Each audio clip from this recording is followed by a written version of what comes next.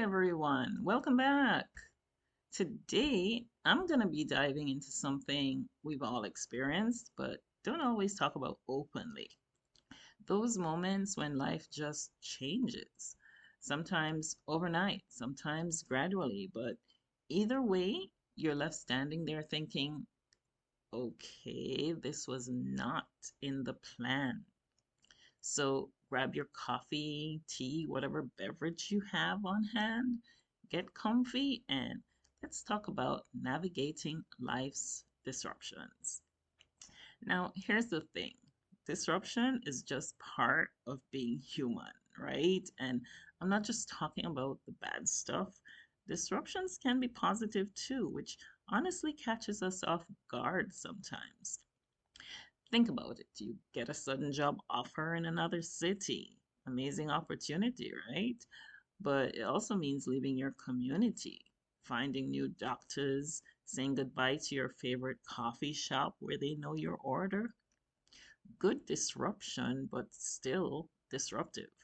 Or maybe it's your first kid, total blessing, but also your sleep schedule gone, your spontaneous date nights history, your identity as just you, now you're somebody's parent. Then there are the tough ones, a layoff, a diagnosis, a relationship ends, a loved one passes away, the house floods, your car gets totaled, your plans for the year or decade just evaporate. So, what makes disruptions so challenging is that they mess with our sense of control. We like predictability, we make plans, we create routines, and when something comes along and scrambles everything, we feel lost. There's actually wisdom in Proverbs about this. Proverbs chapter 16, verse 9 says, in their hearts, humans plan their course, but the Lord establishes their steps. It's a reminder that we're not actually in control of everything, even though we like to think we are. When disruption hits, most of us go through some version of these stages. First, there's shock. You're just like, wait, what? This can't be happening. Then comes resistance. We try to force things back to how they were. We bargain, we problem solve, we exhaust ourselves trying to undo what's already done. Next comes the messy middle. There's grief, anger, confusion, or even guilt if the disruption is positive and you feel bad for feeling overwhelmed. And finally, if we let ourselves, we reach acceptance and adaptation. This doesn't mean we're happy about what happened. It just means we stop fighting reality and start working with it. So, how do we actually deal with this stuff? I've got a few practical real life approaches. So, number one, feel your feelings. Don't rush past the hard emotions. If you got laid off, for example, you're allowed to be angry and scared. If you just had a baby and you're overwhelmed, that doesn't make you a bad parent.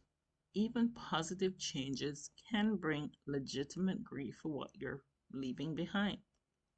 There's a whole book in the Bible, the Psalms, that's basically people expressing the full range of human emotion to God. David wasn't shy about his feelings. How long, Lord, he asked, will you forget me forever? If that's in scripture, you're allowed to have your moment too. Number two, reach out. Isolation makes everything worse. Talk to friends, join a support group, see a therapist if you need to. Let people bring you meals or just sit with you. In Ecclesiastes, it says in chapter 4, verses 9 and 10, two are better than one. If either of them falls down, one can help the other up. We are not meant to do hard things alone. Number three, take it one day at a time. When everything feels overwhelming, zoom in. What do you need to do today? Just today. Not next month, not next year. Jesus himself talked about this. He says in Matthew chapter 6, verse 34, therefore do not worry about tomorrow, for tomorrow will worry about itself. Each day has enough trouble of its own. That's not toxic positivity, it's pretty much survival wisdom.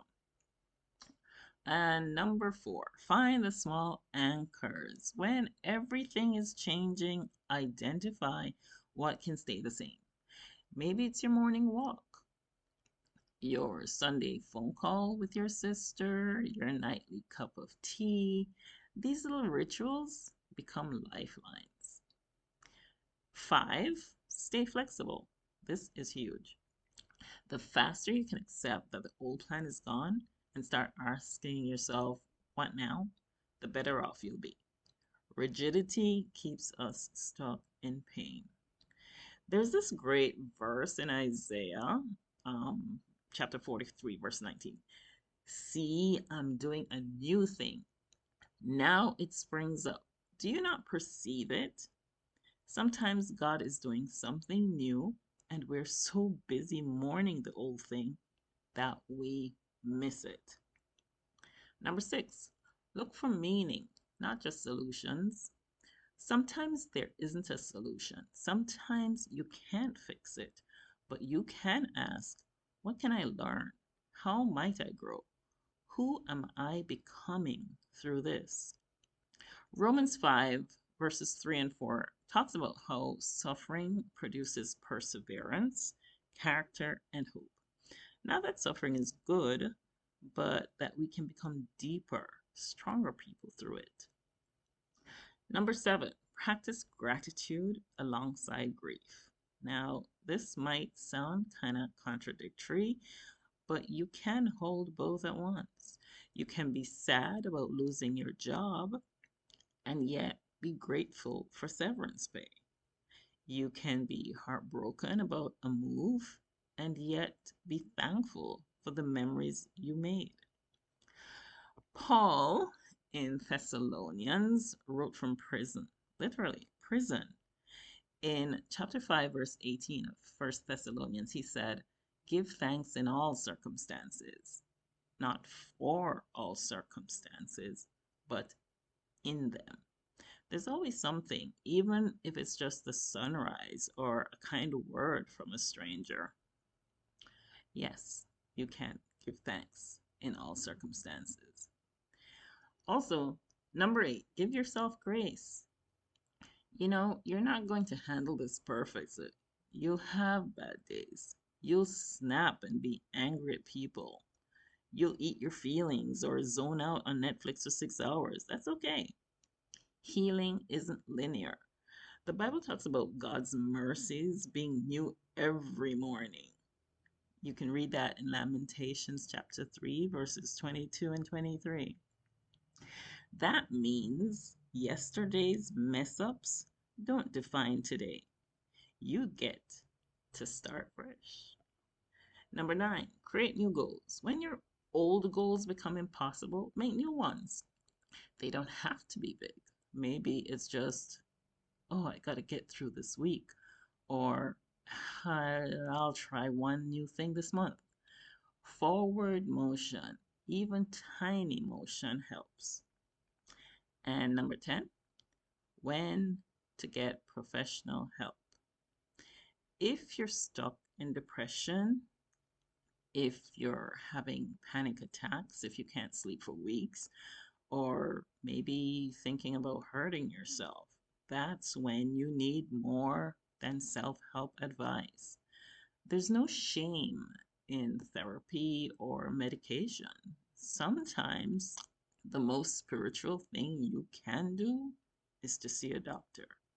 Even Elijah, the prophet, got so overwhelmed, he asked God to let him die.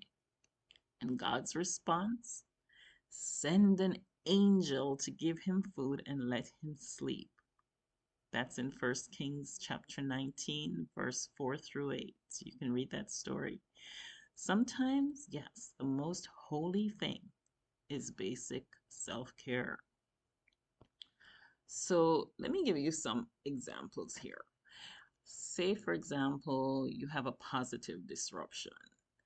Sarah gets accepted to her dream graduate program across the country. She's ecstatic, but also terrified. She'll miss her family, her church community, her whole support system. She handles it by scheduling regular video calls home, finding a new church right away, and giving herself permission to feel homesick without calling it failure. When it comes to negative disruption, here's Marcus. He gets diagnosed with a chronic illness. His whole life plan, career trajectory, athletic goals, even his dating life suddenly feels uncertain. He goes through anger, then finds a support group for people with the same condition. He discovers new goals that work with his body's limitations instead of against them. It takes time, yes, but he does eventually find a new rhythm. We have another situation, mixed disruption.